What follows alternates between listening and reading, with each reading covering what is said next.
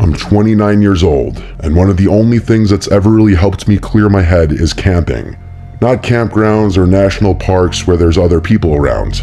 I'm talking true middle of nowhere camping.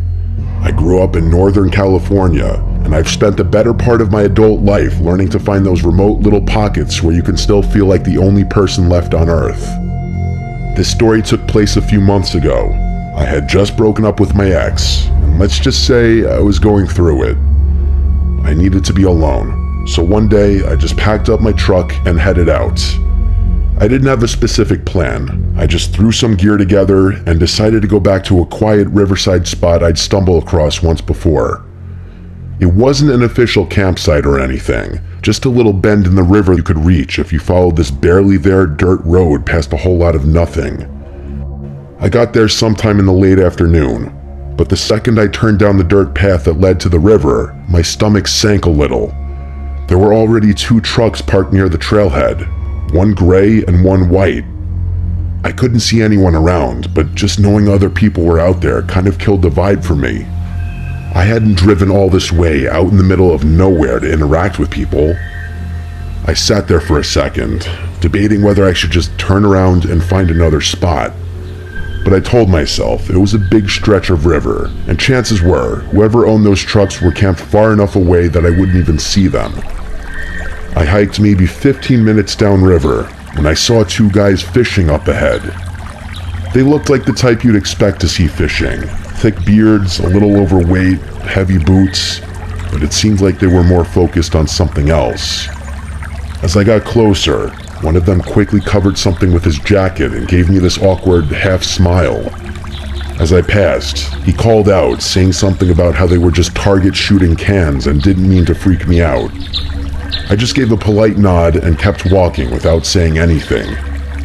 As I kept walking, I couldn't help but replay the guy's comments in my head. It wasn't even what he said that bothered me. It was how rushed and awkward it came out. Like he was trying too hard to sound casual. I got that uneasy feeling you get when something doesn't quite add up, but I pushed it down. People out there weren't exactly known for their social skills. It wasn't that weird for rural folks to be a little off when it came to talking to strangers. I told myself to let it go and focus on finding a good spot to set up camp. I found a spot a little further down the bend where the trees were thicker and the trail dipped out of sight. It wasn't perfect, but it was tucked away enough that I felt like I had my own space.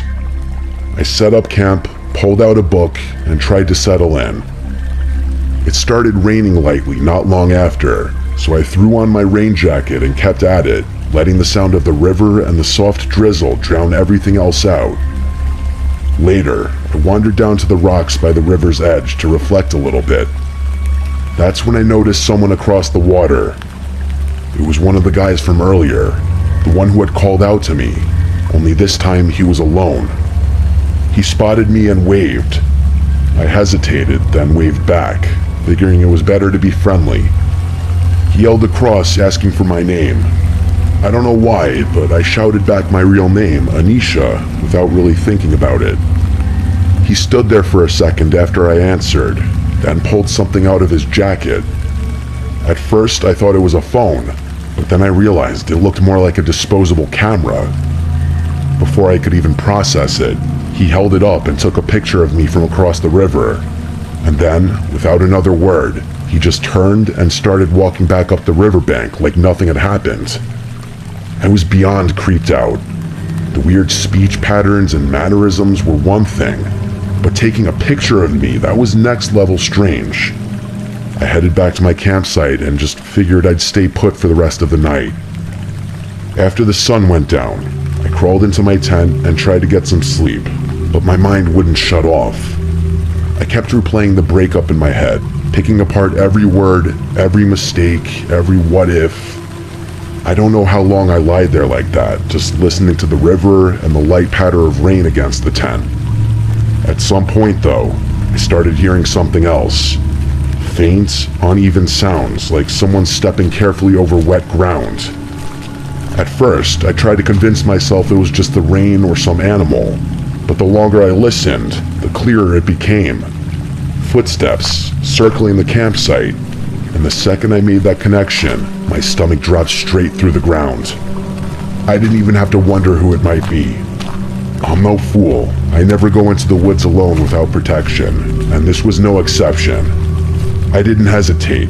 I grabbed my handgun from where I kept it tucked by my sleeping bag. Then I unzipped the tent and stepped out into the rain. My heart was pounding so hard I could hear it in my ears, but I needed to stay calm. I clicked my flashlight on and swept it across the trees, and there he was.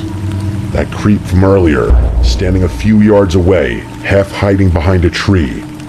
He wasn't smiling or scowling, he just had this blank expression on his face like he wasn't all there mentally.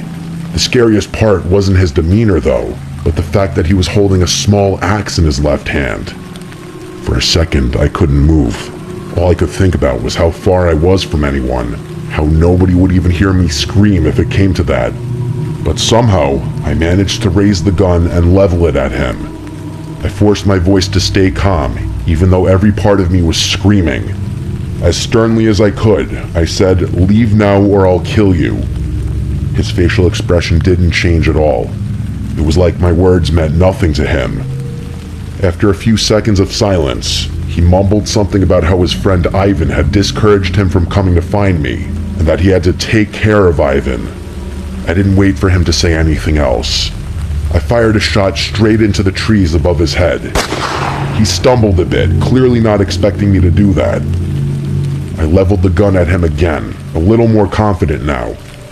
I told him it was his last chance and to drop the axe. He did, and a huge wave of relief washed over me. But I wasn't out of the woods yet. I told him to take his shoes off so that he'd have trouble following me, and then made sure he didn't have any other weapons on his person. Once I was sure he wasn't armed, I told him to go to my tent and grab my gear. I watched him like a hawk as he fumbled with my stuff, forcing him to toss it all out into the open where I could see it. I packed the essentials as fast as I could, never letting him out of my sight. I jammed the axe into my backpack and made sure I wasn't forgetting anything. I'd have to leave the tent behind, but that was a small price to pay for staying alive. I then grabbed his shoes and threw them as far as I could into the darkness, and I told him to walk in the opposite direction. I kept the light on him the whole time, and the moment he walked far enough out of sight, I turned and started hiking back up the river as fast as I could. That was the scariest part of the whole encounter, stumbling through the pitch-black forest in the rain with a potential murderer behind me. I wasn't sure if he was following me, but I didn't care. I just kept going, trying to use the flashlight as minimally as possible. Both pickup trucks were still in the pullout when I finally made it back to my car. I didn't stop though. I threw everything in and sped out of there.